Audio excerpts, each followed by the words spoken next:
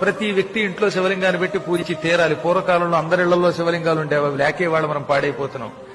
చక్కని శివలింగం పెట్టుకోండి. కిం బహూక్తేన మునయః స్త్రీణామపి తథాన్యతః అధికారోస్తి సర్వేషాం శివలింగార్చనే ద్విజాః.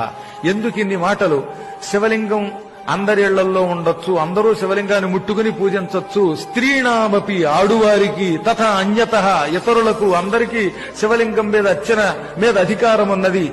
మీ ఇళ్లలో అధికారం ఉంది గనక శివలింగం పెట్టుకు పూజించండి. శివలింగం ఇంట్లో ఉండకూడదని ఎవడన్నా చెబితే వాడిని శవంతో సమానంగా చూసి అవతల గెంటేయండి అని నందీశ్వరుడు శివపురాణంలో ఋషులకు చెప్పాడు. ఈ శ్లోకం శివపురాణంలోది.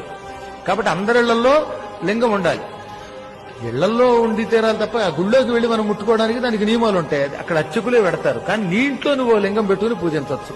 అలా ఉండి తీరాలట. అసలు శివలింగం లేని ఇంట్లో అన్నం తింటే అది శవం దగ్గర పెట్టిన పిండంతో సమానమని పూర్వులు చెప్పారు. తెలిసిన మీకు? అందుకే కాశీలో ప్రతి ఇంట్లో లింగం ఉంటుంది. ఉత్తర భారత్లో అందరిళ్లలో లింగాలు ఉంటాయి. మనకే తెలుగు వాళ్ళకి తెలివితేటలు ఎక్కువ, తెగులు ఎక్కువ. అందుకని లింగం ఉండకూడదట, అవి బాబా లింగం ముట్టుకోకూడదట, మరి ఇంకేం ముట్టుకోవాలట. శుభ్రంగా ఇంట్లో లింగం పెట్టుకోండి.